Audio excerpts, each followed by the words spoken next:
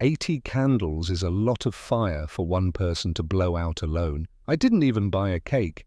Seemed pathetic to celebrate yourself when the people you've sacrificed for can't spare the time to show up. But here's the weird part. Sitting in that empty living room, surrounded by decorations I'd put up myself like some kind of sad ritual, I felt something unexpected. Not sadness, clarity, cold, sharp, liberating clarity. I pulled out my phone, opened my bank's app, and cancelled 3 years of automatic transfers. Then I just waited. I didn't announce it, didn't threaten, just stopped. 35 minutes later, my phone exploded, and in that explosion, I finally saw the truth I'd been too generous to notice. Let me tell you why you need to hear this story, not because it's entertaining, though I promise it'll keep you on the edge of your seat, but because somewhere in your life right now, there's a relationship that's eating you alive. You're giving and giving and giving, and you're getting back crumbs. Maybe it's your kids, maybe it's a partner, maybe it's a friend who only calls when they need something, and you've been told that this is what love looks like. That sacrifice without reciprocity is noble, that setting boundaries makes you selfish. I'm here to tell you that's a lie. A dangerous, soul-crushing lie that keeps good people trapped in dynamics that destroy them from the inside out. You've been carrying a weight that isn't yours to carry. You've been funding lives, fixing problems, showing up again and again for people who can't even remember your birthday. And when you feel that resentment rising in your chest, you push it down, because good people don't keep score, right? Good people give without expecting anything back. But here's what nobody tells you. Generosity without reciprocity isn't love, it's self-erasure. And if you don't learn to recognize the difference, you'll spend your entire life being invisible to the people you've made your whole world. If this story resonates with you, kindly subscribe, like, and tell us where you are watching from so I will know you are here, and tell us what time you are watching us, and make sure you stick to the end because you won't believe what happened after. This video is going to show you what happens when you finally stop. When you pull back the support, the money, the endless availability, and what you're going to see might shock you, might hurt you, but I promise it will also free you, because the people who truly love you will never make you choose between your dignity and their comfort. And the people who do, well, you're about to learn exactly who they are. So stay with me. This is going to be hard. It's going to bring up feelings you've been avoiding. But on the other side of this conversation is something you've been searching for your whole life. Permission to matter in your own story. Let's go back to the beginning. 3 years ago, that's when this whole thing started, though I didn't know it at the time. I thought I was just being a good father. Turns out I was building a prison I didn't even know I was locked inside. My son called me on a Tuesday afternoon. I remember because Tuesdays were my grocery days with CC. And I was standing in the produce section, squeezing avocados, when my phone rang. His name lit up the screen and I smiled. He didn't call often. He was busy. I understood that. So when he did, it felt special, like I mattered enough to interrupt his day. I answered with that brightness parents put in their voice when their adult children call. "Hey, buddy, how are you?" There was a pause, not a good pause, the kind of pause that makes your stomach drop because you know something's wrong.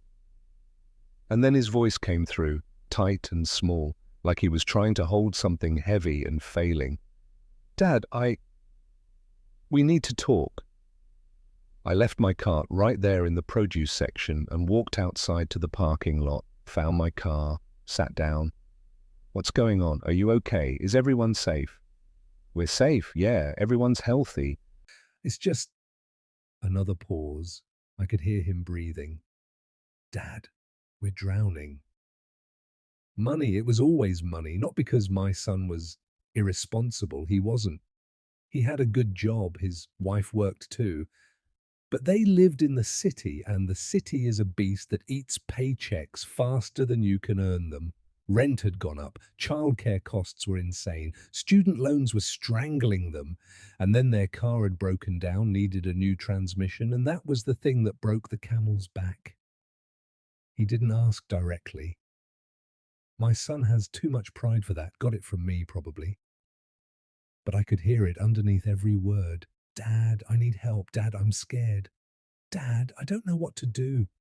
And what kind of father hears that and doesn't act? I asked him how much. He hesitated, like the number embarrassed him. Rent is $3,000 a month.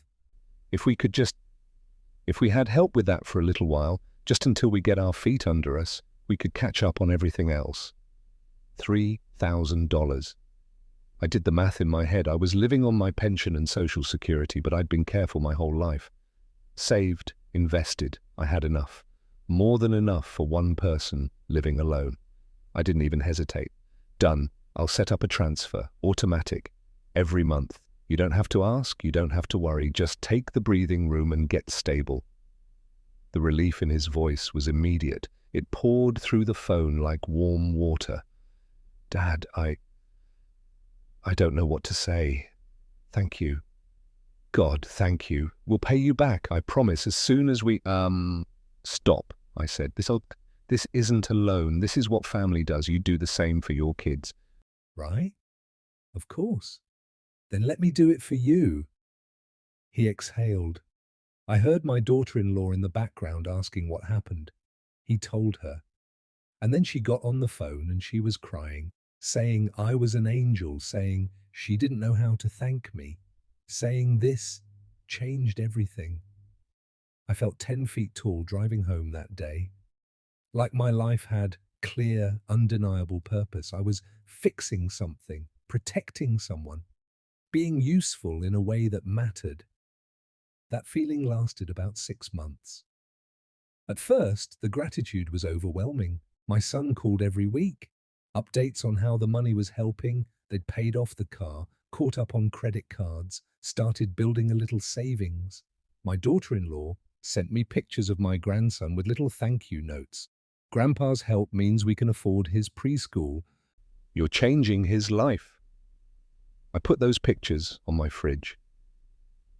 Looked at them every morning with my coffee. Reminded myself that this was what being a good father looked like in the modern world.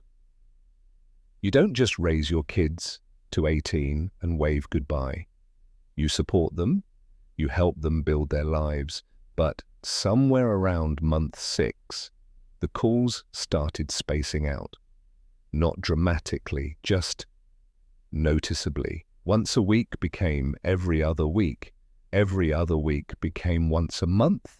The updates stopped. The pictures stopped coming. I told myself it was natural. They were busy. They were building their lives. That's the whole point, right?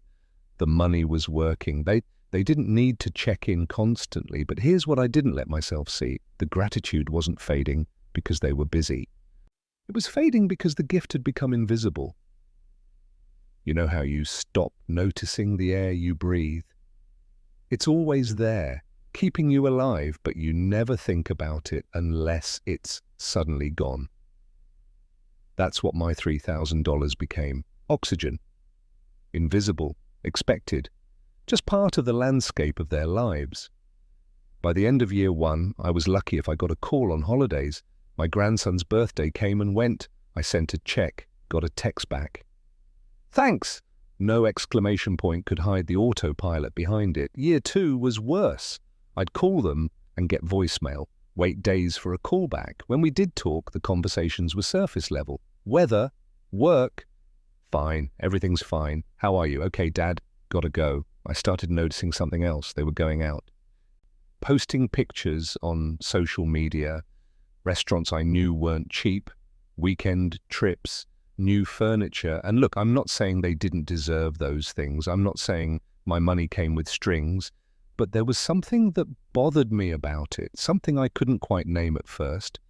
They had money for vacations, but not for a 30-minute drive to see me. They had time to go to brunches with friends, but not to return my calls. The $3,000 a month had given them breathing room, all right, room to breathe everything except me. I started feeling something I didn't want to name, something that made me feel small and petty. Resentment. I'd push it down. Tell myself I was being unreasonable. They don't owe you their time just because you're helping financially. That's not how love works. You give without expecting return. But the thing is, I wasn't expecting return. I wasn't asking for payback or groveling or constant thank yous. I just wanted to be seen. Just once in a while, I wanted to feel like I was a person to them, not just a function. Not just the bank of dad. Always open, never closing, ATM in the corner of their lives they visited when needed, and ignored the rest of the time. Year 3. That's when I started counting. Not the money, I never cared about the money, but the calls, the visits.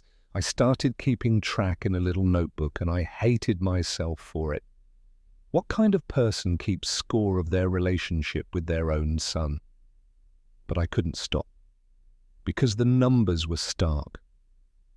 4 calls from them in 3 months, 1 visit in 6 months, and that was because they needed me to babysit last minute. 0 invitations to anything. When I invited myself to dinner, there was always a reason it didn't work. Busy, tired, next time for sure, dad, $36,000 a year for 3 years, and I was being penciled in when convenient. I kept telling myself it would change, that they'd notice eventually, that the gratitude would come back once they were really stable, once they'd caught their breath. I was lying to myself. And then my 80th birthday came, and the lie I'd been telling myself shattered so completely, I'm still finding pieces. I'm going to be honest with you, I'm not someone who makes a big deal about birthdays, never have been. But 80 felt different. 80 is a number that makes you think about time in a way you haven't before. How much is left? How much has passed? Who matters? Who's going to be there at the end? I didn't want a party, God no. Just something small, simple. I mentioned it to my son about a month before. Casual. Big one coming up, 80. Can you believe it? He laughed, said, "Damn, Dad, 80. Yeah, we should definitely do something. We'll take you to dinner, make it special." I let myself believe him. I let myself start looking forward to it. Started thinking about what I'd wear, what we'd talk about, and maybe I'd get to hold my grandson for more than 5 minutes. Maybe we'd take a picture together, the 3 generations. I mentioned it again 2 weeks out. So, Saturday the 15th, you guys still good? Absolutely, we'll be there. The Saturday came. I woke up feeling something I hadn't felt in years. Anticipation. I showered, put on a clean button-down shirt. The blue one my wife always said brought out my eyes. She's been gone 9 years now, but I still hear her voice sometimes. I cleaned the apartment even though it was already clean. Set the table. Bought flowers for the centerpiece because why not? It's a celebration. I made a reservation at a restaurant I knew they liked. Nothing fancy, I'm not a fancy guy, but nice. Somewhere my grandson could come and not feel too restricted. I texted my son the address and time. 6 o'clock. He sent back a thumbs up emoji. I got there at 5:45, early, like always. Got a table, told the waiter I was waiting for family, ordered water, sat there watching the door. 6 o'clock came. No one. I texted. "I'm here, got us a table by the window." 6:15, no response. I called, straight to voicemail. The waiter came by, asked if I wanted to order an appetizer while I waited. I said no, they'll be here any minute. He gave me this look, this sad, knowing look that made my chest tight. 6:30, I called again. This time my daughter-in-law picked up. "Hey, William." Not Dad. She never called me Dad, always William, like I was her dentist. Hey, I'm at the restaurant. Are you guys close?" There was noise in the background, TV, my grandson laughing. Normal household sounds, not the sounds of people rushing to get out the door. "Oh shoot, yeah, about that. Something came up. We're not going to be able to make it." Something came up. I gripped the phone tighter. "What came up? Is everyone okay?" "Yeah, everyone's fine. It's been a long week and we decided to just stay in. We'll celebrate next week, okay? We'll take you somewhere really nice." I sat there in that restaurant, in my clean blue shirt, at the table I'd picked by the window, and I felt something crack inside my chest. "It's my 80th birthday, I said. Quiet, not angry, just factual. There was this pause, this tiny pause that said everything. "I know, and we'll celebrate, just not tonight. We're exhausted, William. You understand, right?"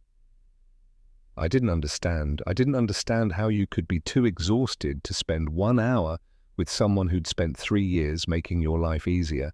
But I didn't say that. I said, "Is my son there?" "He's putting the baby down." "Can I talk to him?" Another pause. "He's really busy right now. I'll have him call you later, okay?" I heard the TV get louder. A laugh track. They were watching a sitcom. "Okay," I said. "Take care." I hung up, sat there for another minute. The waiter came back, that same sad look on his face. "Would you like to order, sir?" "No," I said. I think I was mistaken. There's no one coming." I paid for the water, left a $20 tip because the pity in that waiter's eyes deserved compensation. Drove home in silence. When I got back to my apartment, the table was still set. The flowers were still there. The candles I'd put out, unlit, because I'd planned to light them when we got back for dessert. I sat down in my chair, the same chair I've sat in for 30 years. And I just stared at that table. I didn't cry. I'm not much of a crier, but something in me was dying. Some last piece of hope that I mattered to them beyond the function I served. And then my phone buzzed. A text from my daughter-in-law. "Sorry again about tonight. Birthdays are just another day, really. We'll see you soon." Another day. My 80th birthday. Another day. I stared at that text for a long time, read it over and over, and then I did something I probably shouldn't have done, but I did it anyway. I called her back. She answered on the 3rd ring, voice a little annoyed. "Hey, what's up?" "I need to understand something," I said. "Is there a real reason you couldn't come tonight? An actual emergency?" Silence. "I told you we're tired." "You're watching TV." "Yeah, we're relaxing. It's been a hard week." I closed my eyes. "I've given you $3,000 a month for 3 years. I'm not asking for payback. I'm not asking you to grovel. I'm asking for 1 hour on my 80th birthday. Is that really too much?" And here's the moment that changed everything. She sighed. This long, exasperated sigh, like I was a telemarketer who wouldn't hang up. "Honestly, William, your age means nothing. You're making a big deal out of a number. Birthdays are arbitrary. We'll celebrate when it's convenient for everyone. My age means nothing." I sat there, phone pressed to my ear, and I heard my wife's voice in my head, clear as day. She died 9 years ago, but sometimes she still talks to me, and what she said right then was, "Are you going to let her talk to you like that?" "Okay," I said, very calm, very quiet. "Thank you for being honest." "What?" "You've been honest about how you see me. I appreciate that. It makes this easier." "Makes what easier?" I hung up. Then I sat there for about 30 seconds, staring at my phone. My hands were shaking. Not from anger. From clarity. From the sudden, overwhelming understanding of what I'd been doing to myself for 3 years. I opened my banking app. Found the automatic transfer I'd set up so long ago. It had become part of my muscle memory. $3,000 every month, like clockwork. Invisible, expected. I pressed cancel. The app asked me to confirm. "Are you sure you want to cancel this recurring payment?" I pressed yes. A little message popped up. "Recurring payment cancelled." That was it. 3 years, $108,000, done. Put my phone down, made myself a cup of tea, sat back in my chair. And I waited. I didn't tell them, didn't send a text saying, "By the way, I've stopped paying." Didn't call to explain or justify or warn. I just waited to see how long it would take them to notice that the money hadn't come. I looked at the clock. It was 7:45. The transfer always hit their account at midnight on the 1st of the month. It was the 30th, which meant, in a little over 4 hours, they'd check their account and see that $3,000 they'd been counting on wasn't there. I wondered if they'd notice right away, or if it would take a few days. I didn't have to wonder long. At 8:20, 35 minutes after I'd cancelled the transfer, they must have logged into their account to check something, maybe to pay a bill. My phone rang. My son, voice, high, panicked. "Dad, hey, there's a problem with the transfer." I let the silence sit for a second. Then I said, very calmly, "There's no problem. The money didn't come through. I'm looking at the account and it's not there." I know I stopped it. More silence. Longer this time, and then quieter, confused. "What?" "I cancelled the automatic transfer. I'm not sending money anymore." I could hear him breathing, could hear the gears turning. "Dad, you can't just stop. We've budgeted around this. We have bills due. I don't understand." "You had time to budget," I said, "but you didn't have time for my birthday." "Dad, come on, that's not fair. We were tired. We said we'd celebrate next week." "Do you know what your wife said to me an hour ago?" He didn't answer. "She said my age means nothing, that my 80th birthday's just another day, that you'd celebrate when it's convenient for you." "She didn't mean it like that." "How did she mean it?" No answer. "I've spent 3 years making your life easier. I didn't ask for much. I didn't demand updates or gratitude or groveling. But I did think that on my 80th birthday, you'd be able to spare 1 hour. And not only could you not spare it, your wife felt comfortable telling me my age means nothing." "Dad, please, we're sorry. We messed up, but you can't just cut us off like this. We need that money." And there it was. We need that money, not we need you, not we love you and we're sorry we hurt you. We need that money. "I'm sure you do," I said, and I'm sure you'll figure it out. You're both smart, capable people. You managed before I helped. You'll manage again." "Dad!" And then I heard her voice in the background, my daughter-in-law, saying something I couldn't make out. And then the phone was yanked away, and suddenly she was talking, and her voice had completely changed. Sugary, warm, desperate. "William, hi. Listen, I think there's been a misunderstanding. We love you so much. You know that, right? You're so important to us." "Am I?" "Of course you are. You're family." "Then why couldn't you come to dinner tonight?" "I told you we were exhausted." "But not too exhausted to watch TV, not too exhausted to relax on the couch. Just too exhausted to see me." "That's not fair." "What's not fair?" I said, and my voice was still calm, still quiet, but there was steel in it now.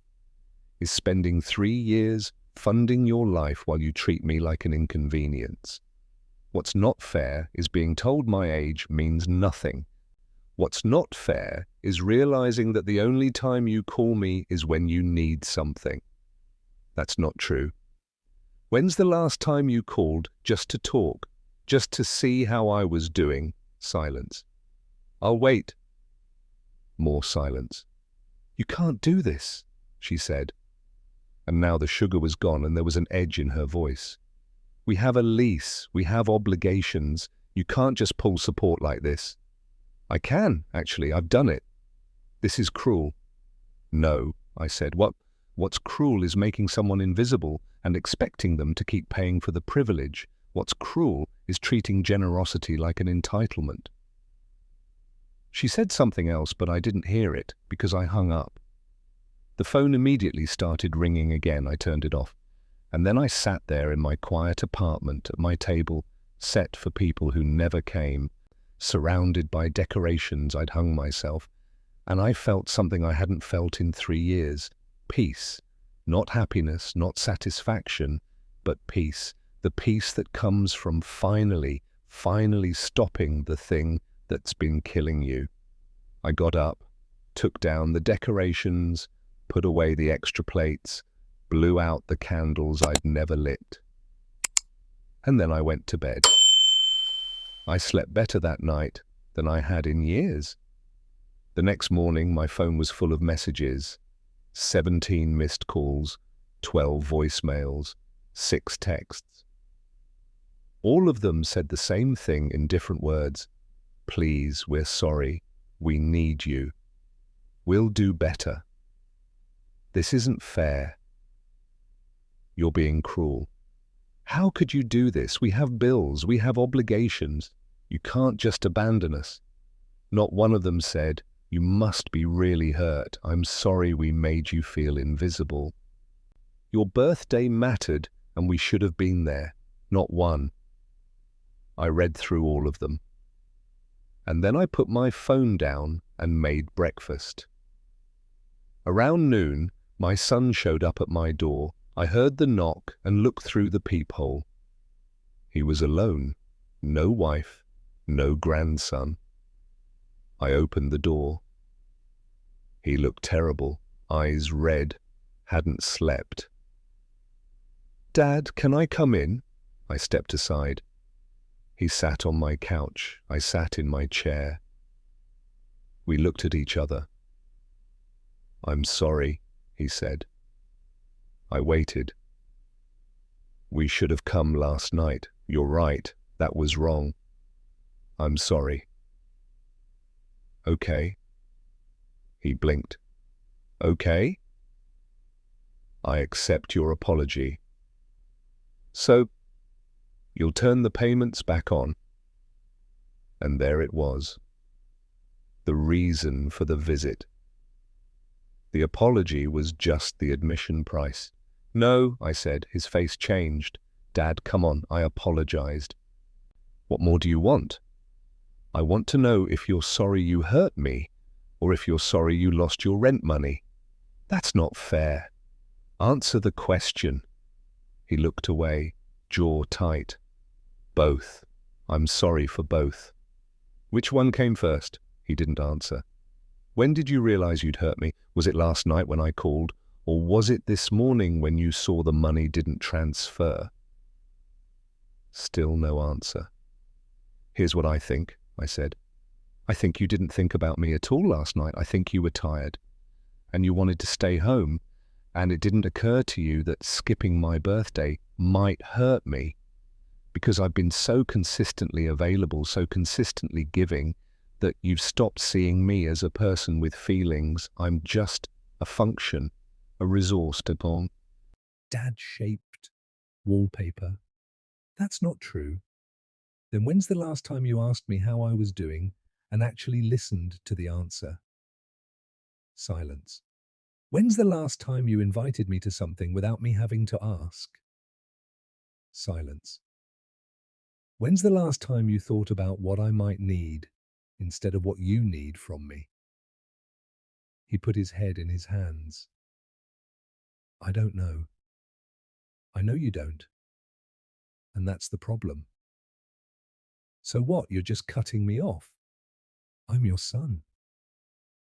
I love you, I said. I will always love you, but I will not continue to fund a life you're living without me in it. I will not keep paying to be invisible. We're not trying to make you invisible. Maybe not, but that's what you've done, and I can't be part of it anymore. He stood up, paced, ran his hands through his hair. We can't afford the rent without you. Then you'll have to move somewhere cheaper, or pick up extra work, or budget differently. You're adults. You'll figure it out. This is going to destroy us. No, it won't. It'll be hard. But you'll survive. People survive hard things every day.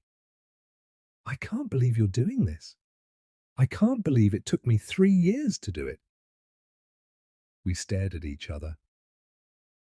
And I saw something in his face I'd never seen before. He was looking at me like I was a stranger, like I'd betrayed him.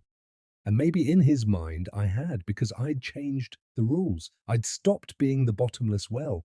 I'd stopped being the solution to every problem.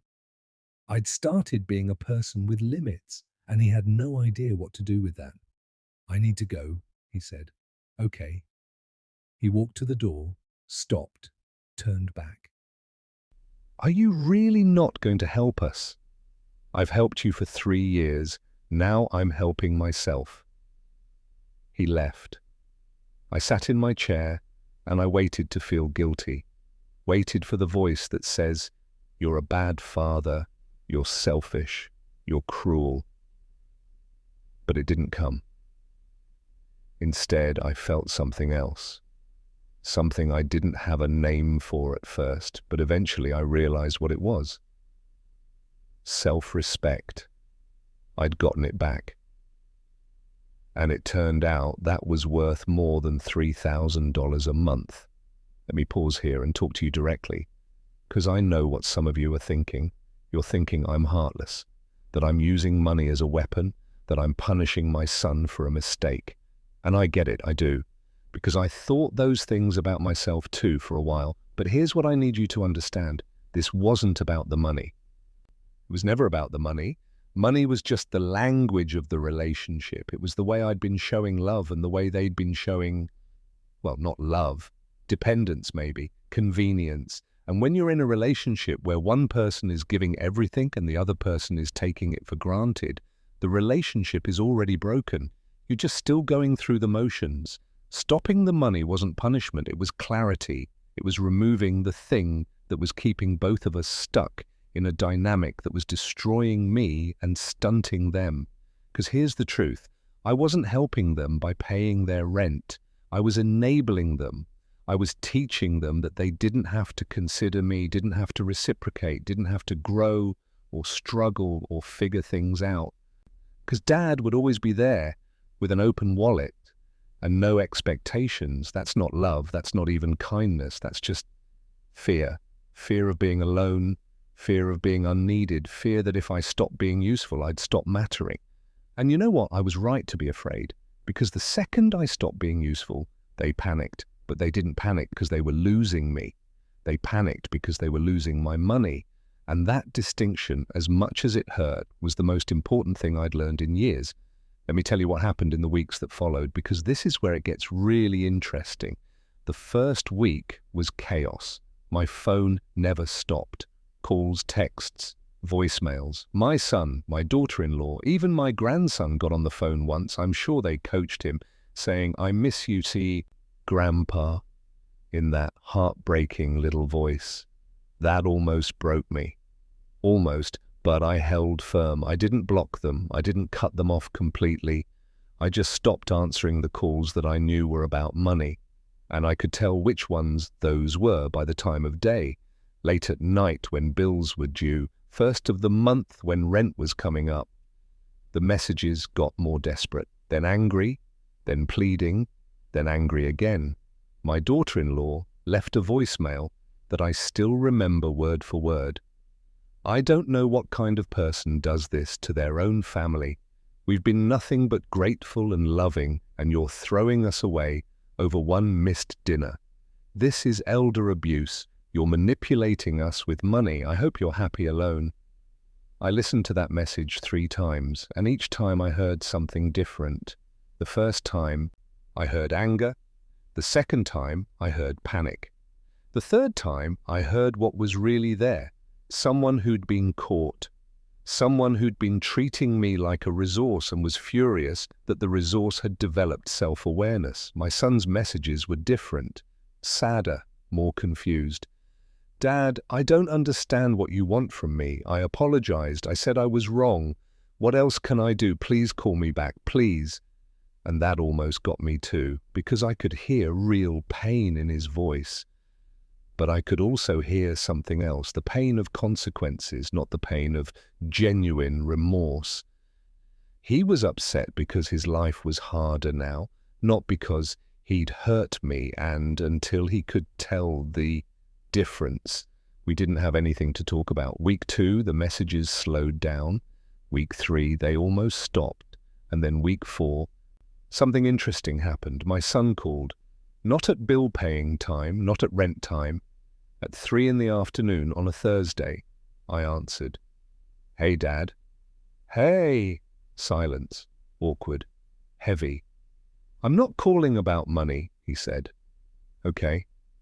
I'm calling because I've been thinking a lot, and I realized I don't actually know how you're doing, like actually doing, and I should know that. I should have asked a long time ago.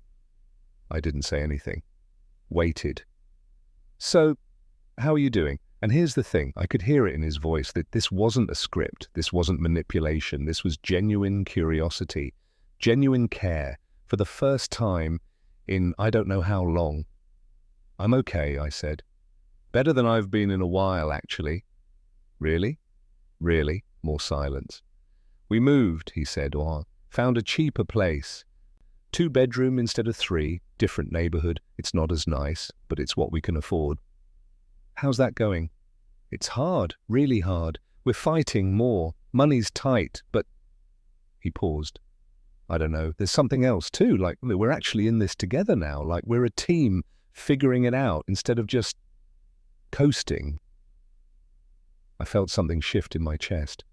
I didn't realize how much we'd been coasting, he said. How easy you'd made everything. And I don't mean that as a criticism. You were being generous.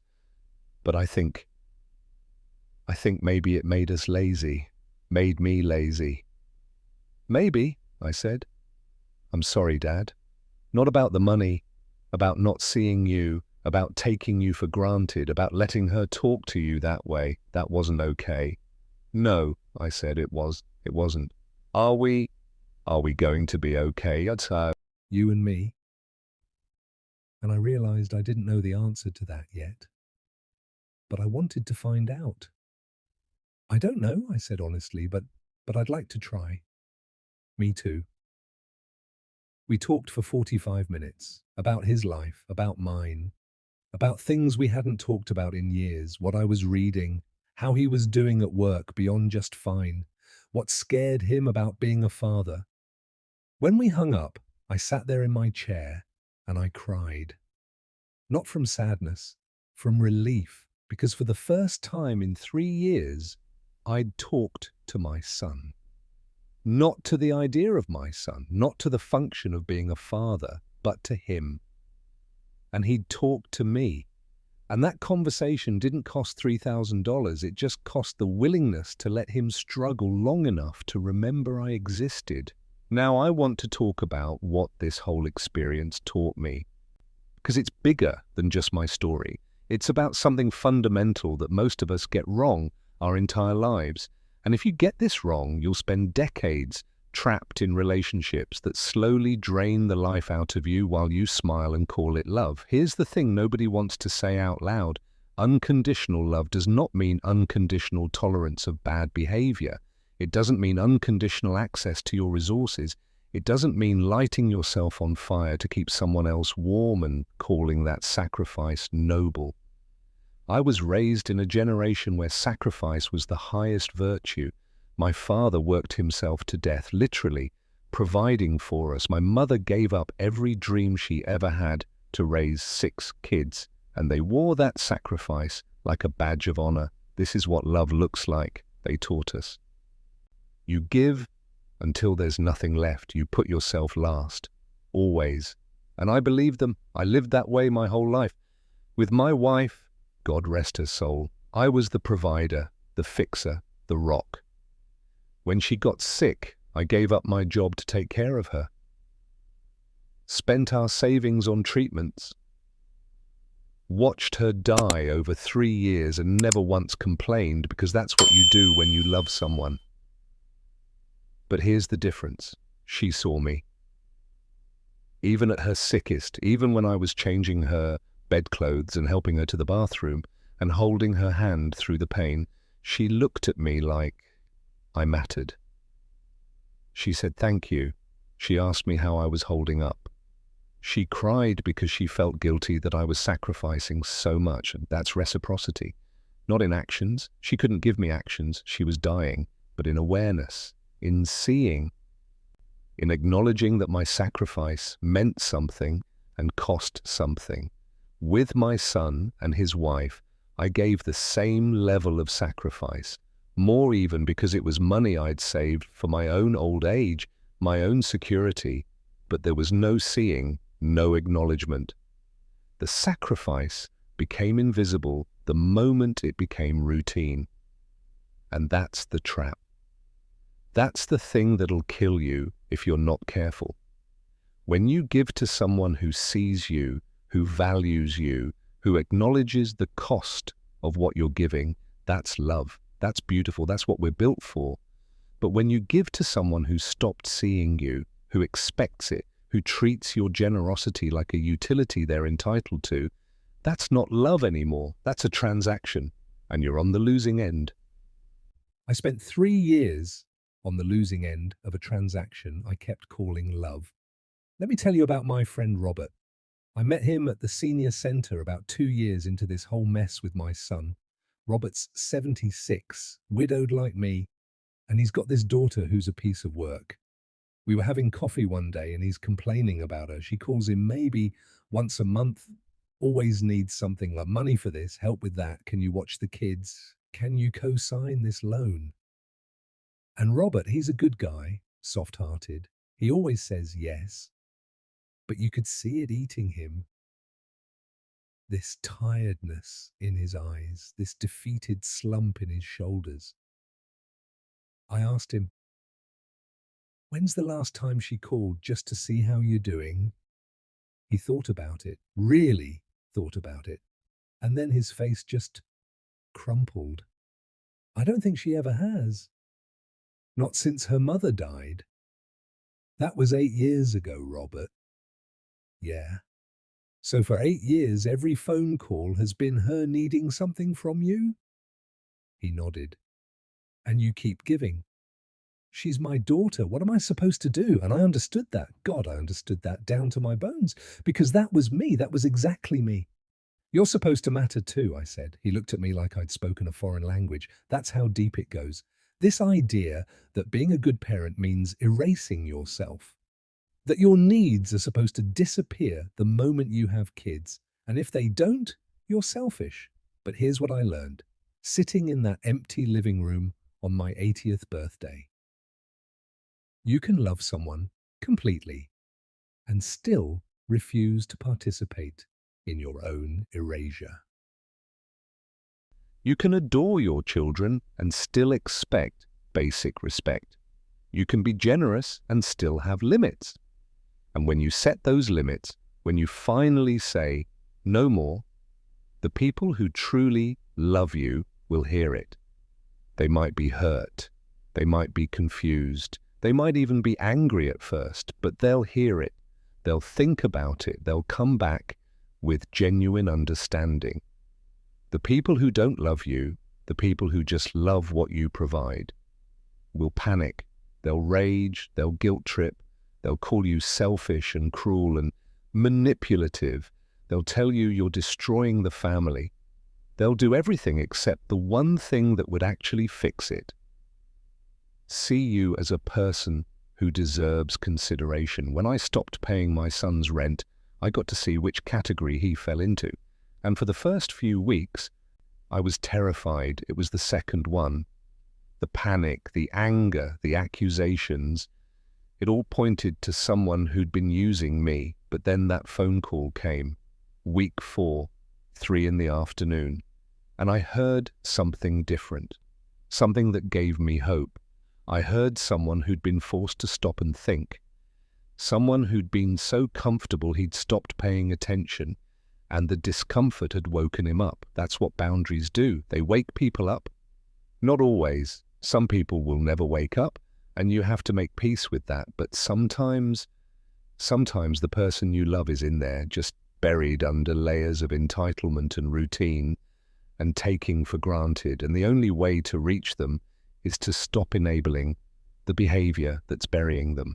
Let me tell you what happened over the next few months, because this is important. This is the part where you see whether the boundary was worth it.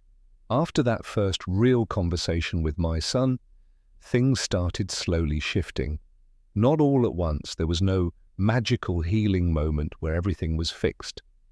But incremental changes, small things that added up. He started calling more, not every day, but once a week or so.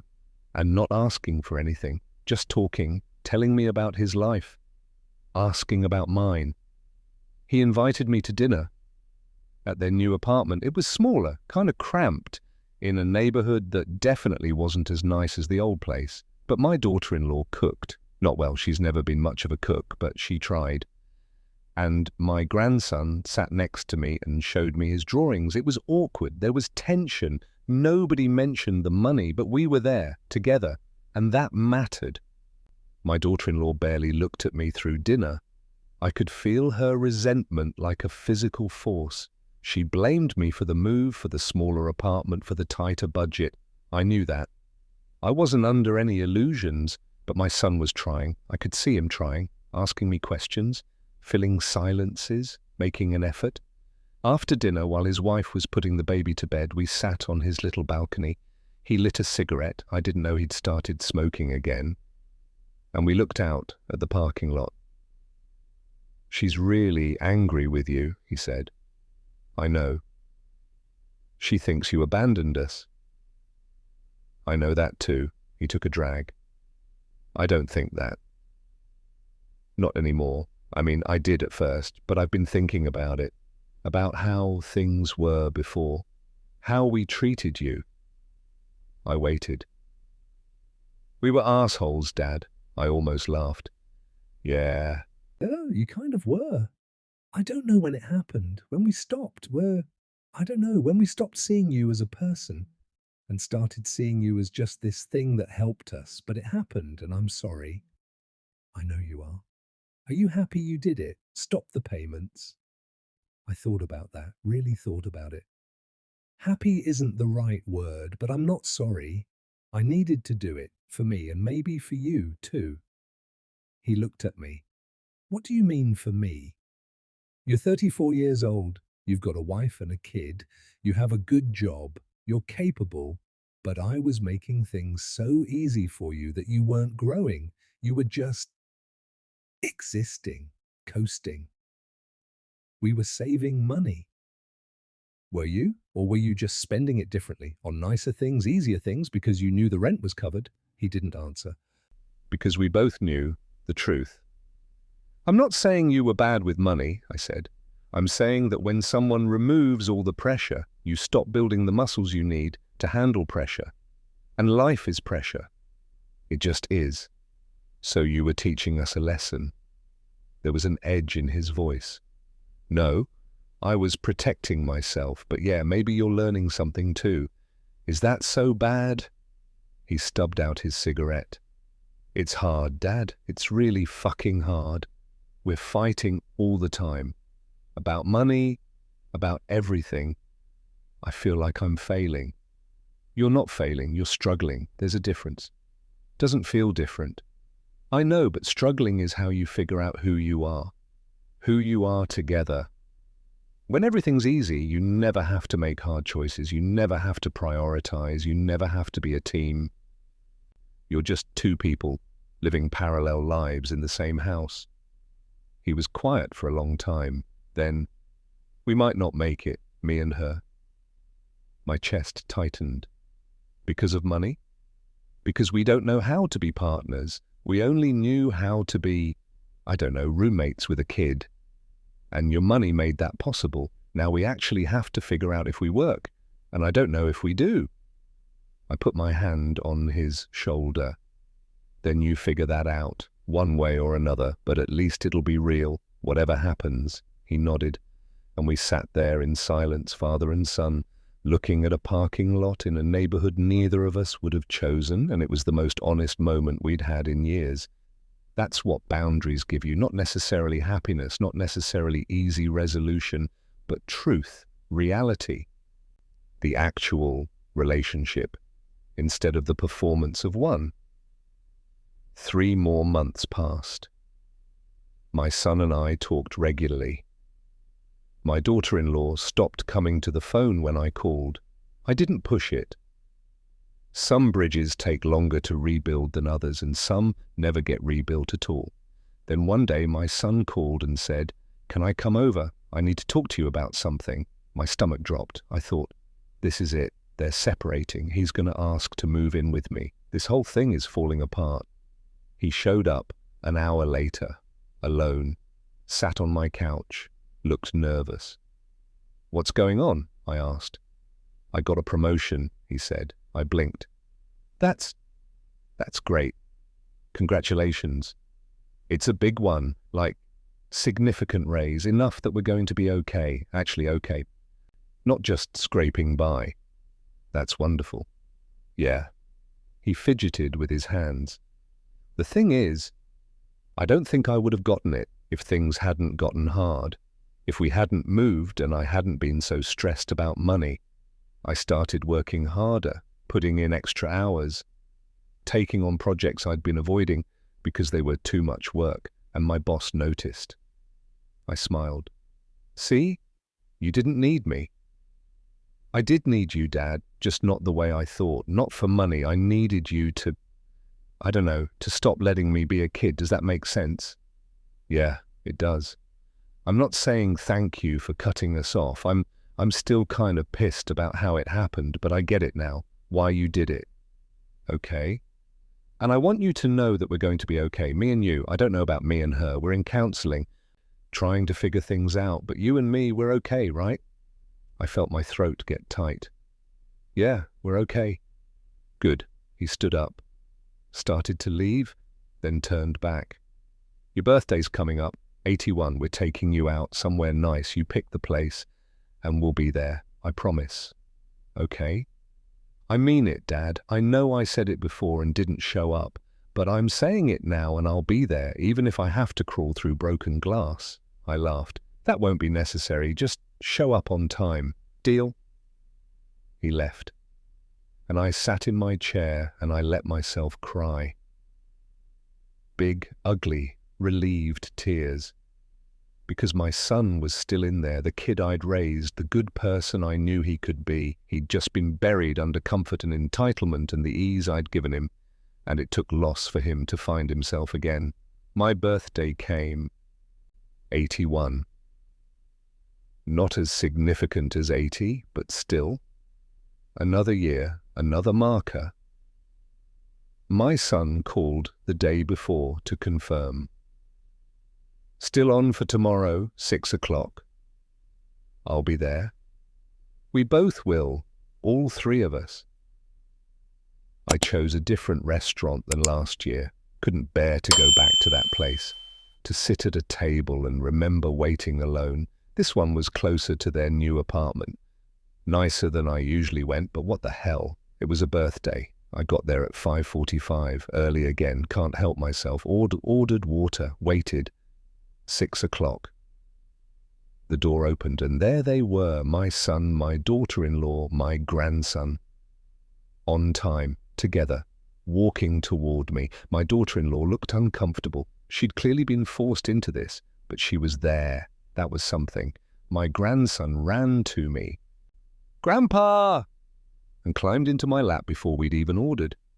We had dinner. It was stiff at first. My daughter-in-law was polite but cold, answered questions in short sentences, didn't volunteer anything. But halfway through the meal, my grandson spilled his juice all over the table. It went everywhere, all over his mum's lap. She jumped up, frustrated, dabbing at her dress with napkins. And I don't know what came over me, but I started laughing, not at her, just at the absurdity of it, the chaos of life with a 4-year-old, the impossibility of keeping anything clean or controlled. My son started laughing too, and then my grandson, seeing us laugh, started giggling, and finally, reluctantly, my daughter-in-law cracked, just a little, a small smile, and then a laugh, and something in the air shifted. We cleaned up the mess. Ordered more juice, and the conversation got easier, not perfect, not like we were suddenly best friends, but human, real. At the end of the meal, they brought out a cake, small one, candles. They sang happy birthday, and my grandson blew out the candles for me because 4-year-olds can't resist blowing out candles. When we were leaving, my son hugged me. "Thank you for not giving up on me." I didn't give up. I just stopped enabling. Same thing felt like from my end. I know, I'm sorry it had to be that hard. I'm not anymore. My daughter-in-law stood awkwardly by the car. I walked over to her. Thank you for coming. She looked at me, really looked at me for the first time in months. I was really angry with you. I know, I'm still kind of angry. I know that too. But she paused. I think maybe you were right. About some things, not about everything, but some things. It wasn't an apology, it wasn't forgiveness, but it was acknowledgement. And that was enough for now. Okay, I said. Okay. They drove away.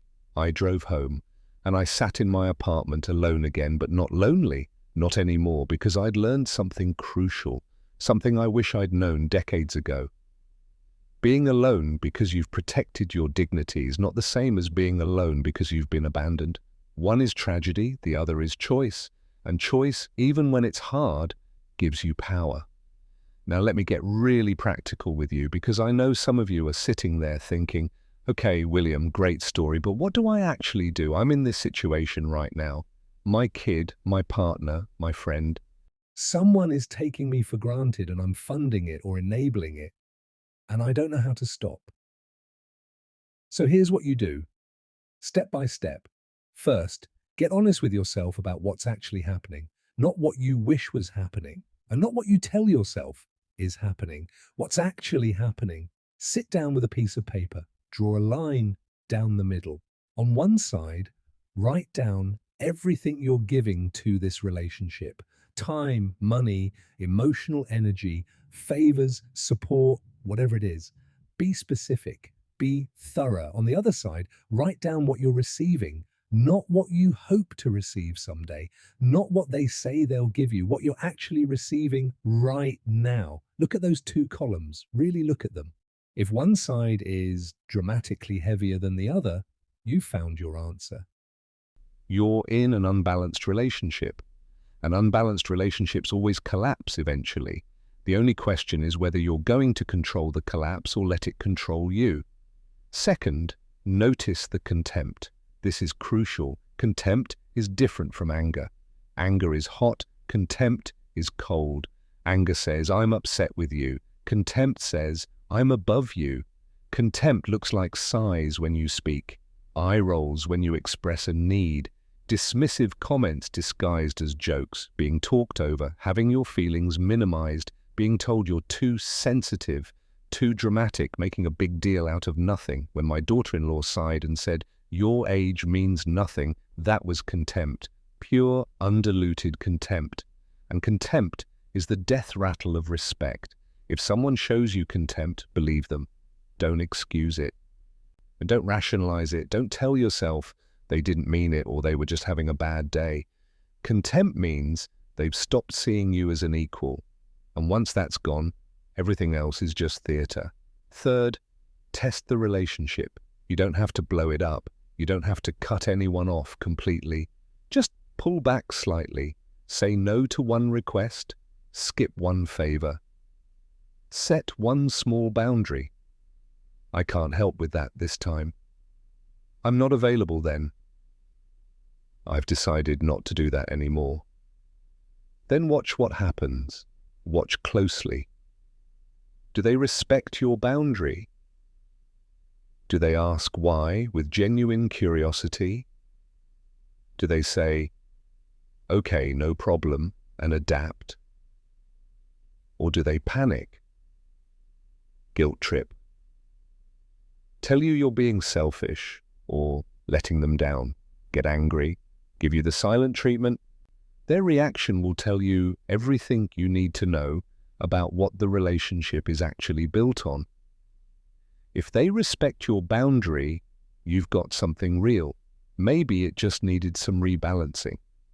If they fight your boundary like you've committed a crime, you've been in a transaction this whole time, and they're mad because you've disrupted their supply.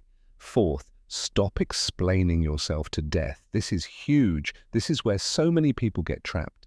When you set a boundary, you don't owe anyone a dissertation on why. You don't need to justify it. You don't need to defend it. You don't need to make them understand. No is a complete sentence.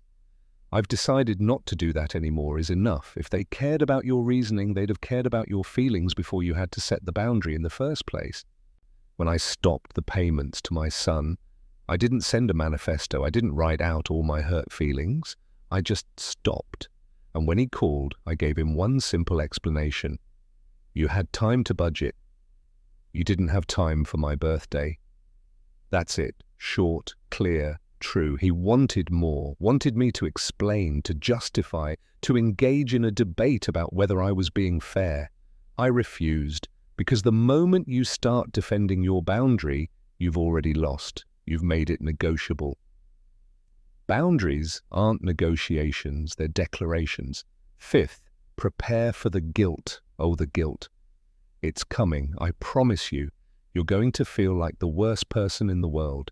You're going to hear voices in your head telling you you're selfish, you're cruel, you're destroying the relationship. What kind of person does this? Those voices are lying, or not lying exactly. They're just confused. They're mixing up guilt with conscience. Conscience tells you when you've genuinely wronged someone, when you've been cruel, dishonest, harmful. Guilt often just tells you you've broken someone's expectation of your compliance. The people in your life have gotten used to you saying yes. They've gotten used to you being available. They've gotten used to you prioritizing their needs over yours. When you stop doing that, they're going to be upset. And they're going to try to make you feel guilty for being upset. But their disappointment is not your responsibility. Their discomfort with your boundary is not evidence that your boundary is wrong. Let the guilt come. Feel it. Notice it. Then ask yourself, am I feeling guilty because I've done something actually wrong or because I've stopped doing something exhausting? 9 times out of 10, it's the second one, and that guilt is just the sound of an old pattern breaking. A pattern that was killing you. Let it break. 6th, watch what people do, not what they say. Words are easy, words are cheap. People will say anything when they're panicking. When I stopped the payments, the words were beautiful. Apologies, promises, declarations of love. We're so sorry, we love you so much, you mean everything to us, we'll do better. But I watched what they did, and what they did was call only when the money stopped. What they did was show up only when their budget was threatened. The actions told the truth. The words were just damage control. So when someone promises to change, to do better, to value you more, don't believe the words. Wait. Watch. See if the actions follow.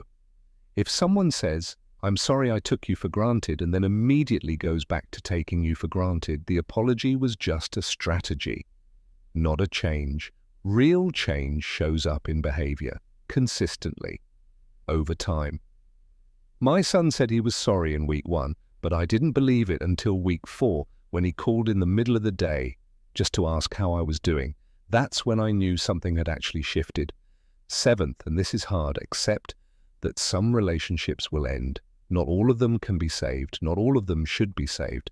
Some people are so invested in the dynamic where you're the giver and they're the taker that they will never accept a rebalanced relationship. They'll fight it, resist it, punish you for it, and eventually they'll leave. And as much as that hurts, it's actually a gift because they're showing you who they are. They're showing you that they never loved you. They loved what you provided. And once you see that, as painful as it is, you can stop investing in someone who was never investing in you. My relationship with my daughter-in-law will probably never be warm. I've accepted that. She sees me as the person who made her life harder. She's never going to thank me for it. She's never going to see it from my perspective. And that's okay. I don't need her to. I didn't set the boundary for her approval. I set it for my survival. Some people will get it eventually, some never will. You can't control that. You can only control whether you're going to keep sacrificing yourself for people who don't see the sacrifice. 8th, reclaim your resources. The time, money, energy you were spending on people who didn't value it, spend it on yourself. Spend it on people who do value it. Spend it on causes that matter to you. I was spending $3,000 a month on my son. That's $36,000 a year, $108,000 over 3 years. You know what I'm doing with that money now? I'm traveling. I'm fixing up my apartment. I'm donating to charities I care about. I'm taking my grandson, just him, one-on-one, to the zoo, to museums, to parks, building a relationship with him that's not filtered through his parents. I'm investing in my own life. And it feels strange at first, selfish almost, because I've spent so long believing that spending money on myself was frivolous, but spending it on others was virtuous. But that's backward. You can't pour from an empty cup. And I was empty, bone dry, running on fumes. Now I'm filling back up. And you know what? I'm a better grandfather, a better father, a better friend because of it. Because I'm not resentful anymore. I'm not exhausted. I'm not waiting for scraps of appreciation. I'm whole. And wholeness is what I have to offer now. Ninth, build new relationships. Don't just cut off the takers and sit alone. Find the givers. Find the people who know how to have reciprocal relationships. I joined a group at the senior center. We play cards on Tuesday nights. It's stupid and fun, and nobody needs anything from me except my company, and I need the same from them. I volunteer at a library, help kids with reading. They light up when they see me, not because I'm giving them money or solving their problems, just because I'm present, I'm patient, I'm there. That's what healthy relationships feel like. Mutual, balanced, easy. And once you experience that, it becomes so much harder to tolerate the relationships that aren't. 10th, and finally, forgive yourself for taking so long. This is the one I'm still working on. I spent 3 years in that dynamic, 3 years of being taken for granted, being dismissed, being treated like an ATM. And sometimes I look back and think, why did it take you so long, you idiot? Why didn't you see it sooner? But shame doesn't help. Regret doesn't help. I did the best I could with the information I had at the time. I was operating from a worldview that said love means endless giving, that said boundaries are selfish, that said if the relationship fails, it's because you didn't try hard enough. That worldview was wrong, but I believed it, and I can't go back and unbuy it. All I can do is move forward with the new understanding, the new boundaries, the new relationship with myself that says I matter too. So if you're sitting there realizing you've been in an unbalanced relationship for years, decades even, don't beat yourself up. Don't waste time on shame. Just decide right now, today, that it ends, not the relationship necessarily, but the pattern, the dynamic, the version of you that shrinks and gives and disappears. That version is done. You're reclaiming yourself. And yeah, it's going to be hard. It's going to hurt. People are going to be upset with you. You're going to feel guilty. You're going to wonder if you're doing the right thing. But on the other side of that discomfort is something so valuable, it's almost impossible to describe until you've experienced it. Freedom, dignity, self-respect. The ability to look in the mirror and recognize the person looking back. That's what I got when I stopped paying my son's rent. Not immediately, not easily, but eventually. I got myself back, and you can too. Let me tell you one more story before we finish. This one's about Robert, my friend from the senior center. Remember him? The one with the daughter who only called when she needed something? About 6 months after my whole situation with my son, Robert and I were having coffee, and I told him what I'd done, how I'd stopped the payments, how it had played out. He listened quietly, and when I finished, he said, I could never do that. Why not? Because she'd never forgive me. I'd lose her completely. I looked at him, really looked at him.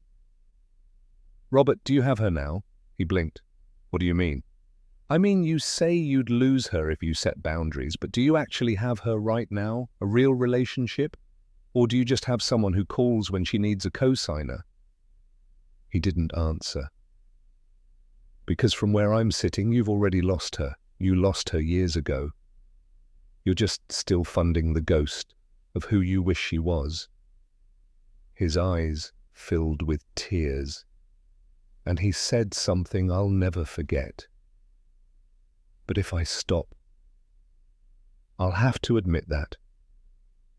I'll have to face that my daughter doesn't actually love me. And I don't know if I can survive that. And I got it. God, I got it so completely. Because that's the real fear, isn't it? Not that we'll lose the relationship, but that we'll have to face what the relationship actually is, that we'll have to stop lying to ourselves about being loved when we're really just being used. And that truth is brutal. It's devastating. It rewrites your whole story about yourself and your life and your family. But here's what I told Robert, and here's what I'm telling you. You can survive the truth. You can't survive the lie. The lie will kill you slowly. It'll eat away at your self-worth, your peace, your joy, until there's nothing left but this hollow shell going through the motions. The truth will hurt like hell, but it's clean, it's clear, and on the other side of it, you can build something real. I don't know if Robert ever set boundaries with his daughter. I hope he did, but that was his choice to make, not mine. All I could do was show him that it was possible, that you could set a boundary, survive the fallout, and come out the other side intact, even better than intact, maybe whole. So here we are, the end of my story, or not the end really, the middle, because I'm still living it, still navigating this new relationship with my son, still figuring out what it means to matter in my own life. But I'm doing it with my dignity intact, with my bank account serving me instead of someone else, with my time and energy going toward things and people that actually fill me up. And that's not nothing, that's everything. I want to leave you with something, a thought you can carry with you. A little mantra for when the guilt comes, when the voices tell you you're selfish, when you're tempted to go back to the old pattern because at least it was familiar. Here it is. Say it with me. I am not broken for wanting to be valued. I am not selfish for refusing to disappear. I am allowed to stop funding people who won't show up for me. Read that again. Let it sink in. You are not broken for wanting to be valued. You're not asking for too much. You're not being high maintenance. You're not being difficult. You're asking for the bare minimum to be seen, to be considered, to matter. And if the people in your life can't give you that, it's not because you're unworthy. It's because they're unwilling. That's on them, not you. You are not selfish for refusing to disappear. Boundaries are not selfishness. Self-preservation is not cruelty. Saying no is not abandonment. You're allowed to exist fully, completely, with needs and limits and feelings that deserve respect. You don't have to shrink to make other people comfortable. You don't have to set yourself on fire to keep them warm. You're allowed to take up space in your own life. You are allowed to stop funding people who won't show up for me, whether it's money or time or emotional energy. You're allowed to stop giving it to people who don't reciprocate, who don't appreciate it, who treat it like an entitlement. Your resources are finite, your life is finite, and you get to decide how you spend both. If someone only values you when you're providing something, they don't value you. They value the provision, and you're allowed to stop. You're allowed to stop and see what's left. And if what's left is nothing, if they disappear the moment you stop providing, then you haven't lost a relationship. You've just stopped funding an illusion. And illusions, no matter how comforting, will always eventually shatter. Better to shatter them yourself on your terms than to wait for them to collapse and bury you. So that's it. That's what I learned sitting in my living room on my 80th birthday, surrounded by decorations for a party no one came to. I learned that I mattered, that I deserved better, that love without reciprocity isn't love at all. I learned that the people who truly value you will never make you choose between your dignity and their comfort. And I learned that sometimes the most loving thing you can do for yourself and for the people you love is to stop enabling them to take you for granted. Is my relationship with my son perfect now? No. It's still got rough edges, still got tension, We're still figuring out how to be father and son instead of ATM and customer. But it's real now. That's the difference. It's messy and imperfect and sometimes uncomfortable, but it's real. He sees me now as a person with feelings and needs and limits. And I see him as an adult who's capable of handling his own life, even when it's hard. That's worth more than $3,000 a month. That's worth more than any amount of money, because you can't buy genuine connection. You can't purchase real love. You can only create the conditions where it might grow. And those conditions require honesty, boundaries, mutual respect, the willingness to be uncomfortable while you figure out if there's something real underneath all the transactions. I'm 81 years old now. I don't know how many years I have left. Could be 1, could be 20. No one knows. But however many I have, I'm spending them as a whole person, not as a function, not as a utility, as William. Complicated, imperfect, limited, valuable William. And if that means some relationships don't survive, so be it. At least I'll survive. At least I'll know that the relationships that do last are built on something solid. That's all any of us can hope for. Not perfect relationships, real ones. So if you're in a relationship right now that's eating you alive, I want you to know something. You can stop. You're allowed to stop. And stopping doesn't make you a bad person. It makes you a person who's finally chosen themselves. And that choice, as hard as it is, as painful as it might be, is the most important choice you'll ever make. Because you can't love others well when you've abandoned yourself. You can't give from a place of wholeness when you're running on empty. You can't model healthy relationships for your kids, your friends, your community, if you're tolerating unhealthy ones yourself. So choose yourself. Set the boundary. Stop the payment, the favor, the endless availability. Whatever it is that's draining you, and then wait. Watch. See what's real and what was just transaction. Some people will surprise you, will rise to the occasion, will prove that the love was there all along, just buried under bad habits and taking for granted. Some people won't, will disappear. Will prove that you were right to be worried. Both outcomes give you truth, and truth, no matter how painful, is always better than the slow death of a comfortable lie. I'm living proof. I'm sitting here, 81 years old, with less money in my account than I had 3 years ago, but more peace in my heart than I've had in decades. I'm talking to my son regularly, really talking about real things, building something that might actually last. I'm watching my grandson grow up and being present for it, not just funding it from a distance. I'm traveling, reading, volunteering, living, not just existing, living.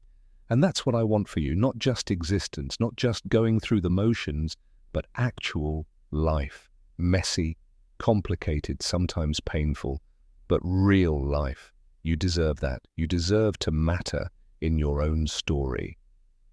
And if the people around you can't handle you mattering, can't handle you having boundaries, can't handle you being a whole person instead of just a resource, then they don't deserve access to you.